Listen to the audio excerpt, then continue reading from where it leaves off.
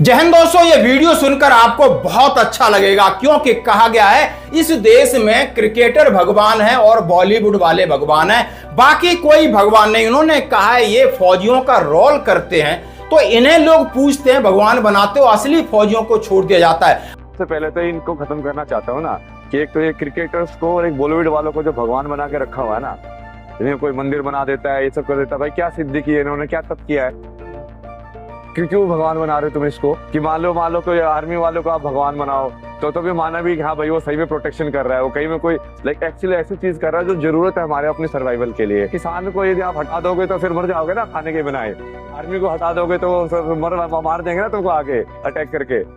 अब उन लोगों को जो सही में जो स्ट्रक्चर वाले जो लोग जो रोल प्ले कर रहे हैं उनको कभी ऊपर नहीं लेके आते, और ये जो एंटरटेनमेंट वाले जो नकली जो हीरो बनते हैं ना, बेसिकली जो मैरी कॉम का रोल करने वाला ज्यादा फेमस हो जाता है मैरी कॉम से।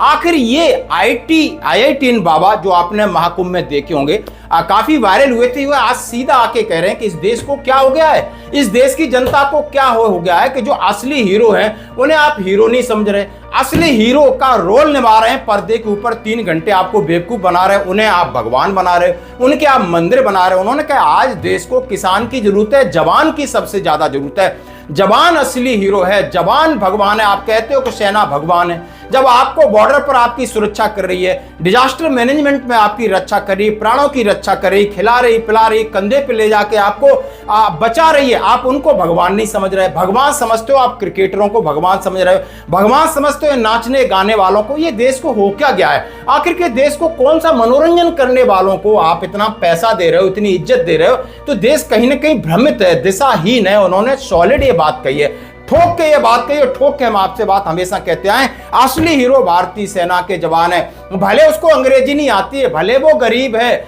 भले वो 20,000 रुपए में काम करता है, लेकिन उसका त्याग सबसे संत के त्याग से भी बड़ा है, जैसा कि स्वामी प्रेमानंद महाराज जी कहते हैं, जो कि असली सच्चे संत हैं, सच्चे संत हैं, शुद्ध रूप से संत हैं, सर्वधर्म समभाव, देश को ऊपर रखते हैं, देश के सम्मान को ऊपर रखते हैं, तिरंगे का सम्मान करते हो, तिरंगे का सम्मान करने वालों को सम्मान करते हैं।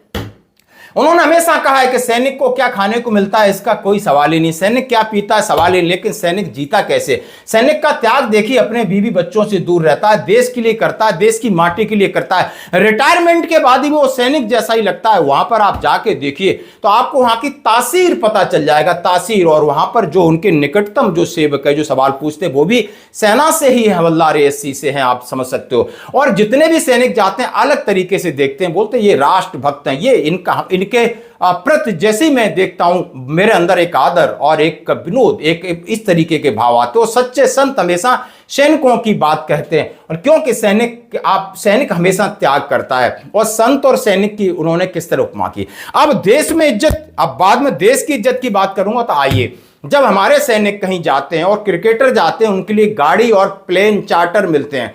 क्यों भाई? कौन से भगवान है? क्या किया इन्होंने?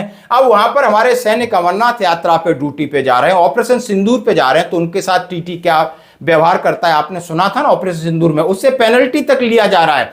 और अमरनाथ यात्रा पे हमारे पैरामिलिट्री फोर्स से जा रहे हैं, एक सड़ी गली ट्रेन दे दी जाती है। तो ये हमारे देशवासियों को क्या हो गया है? यानी सेना चाहिए सबको और सेना से सब कुछ मदद चाहिए, उसी वक्त सैनिक याद आते हैं। हमेशा सैनिकों को सम्मान ना ही रेलवे कर पा रहा है और ना ही आपको टोल प्लाजा पे देख सकते हो पुलिस किस तरह करती है, प्रशासन किस तरह करती है। लेकिन जनता आज पूरी तरीके से सेना पर भरोसा करती है जब उसको जरूरत होती है, जब उसको जरूरत होती तब याद करती है। अदरवाइज आप सैनिकों के साथ क्या हो रहा है वो आप समझ सकते हो। तो ये सैनिकों का जज्बा है। आज संत भी कह रहे हैं कि जाग जाओ, जाग जाओ, असली संत कह रहे हैं जाग जाओ, इस देश के लिए जियो मरो। सैनिक जो देश के लिए कम से कम जिया मर रहा है उसका तो इज्जत कर लो। आप बॉर्डर पे नहीं जा सकते हो तो जो बॉर्डर पे खड़ा है तो उसका सम्मान नहीं कर सकते हो।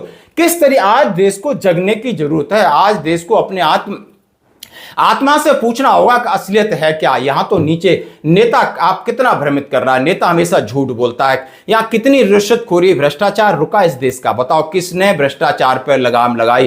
किस तरीके से आप समझ सकते हो कि आप रिटायरमेंट के बाद देख रहे हो यहां का माहौल, सब लोग झूठ बोलते हैं। तो मैचेस पाकिस्तान के साथ नहीं खेलेंगे जब तक वो आतंकवाद को बंद नहीं करते, सीमा पार से हमले बंद नहीं करते, और घुसपैठ की घटनाओं को अंजाम देना बंद नहीं करते। मल्टीनेशनल टूर्नामेंट जहां पर एसीसी या आईसीसी करवाती है, वहां पे किसी भी देश के लिए मजबूरी या जरूरी हो जाता है भाग लेना। सब लोग अपनी अपनी सबको पड़ी है और इसके बीच में कुछ नेता जनता को भ्रमित कर रहे हैं और नहीं आकर के कुछ जो कथावाचक हैं तथा कथित धर्म गुरु तथा कथित ही मैं कहूंगा टीके टुकड़ी लगाकर ये कुछ जाके देश का सत्यानाश करने में लगे। मैं सरेआम कह रहा हूं, ये मेरा अपना ओपिनियन है। एक वो भी संत हैं जिनका मैं सम्मान की बात कह रहा हूं, ऐसे संतों की जो देश के लिए कहते हैं, देश के भाईचारे की बात करते हैं, जैसे कि हमें सेना में सिखाया जाता है। हमें भी सेना में सर्वधर्म समभाव सिखाया जाता है। हम देश में सबके लिए मरते जीते हैं, यहाँ जितने रह रहे हैं वो सब देशवासी हैं, सबसे हमें प्रेम है। लेकिन यहां जो बांटने वाले लोग हैं इनसे बचना होगा और देश को बचाना होगा। समय आ गया है दोस्तों। धन्यवाद।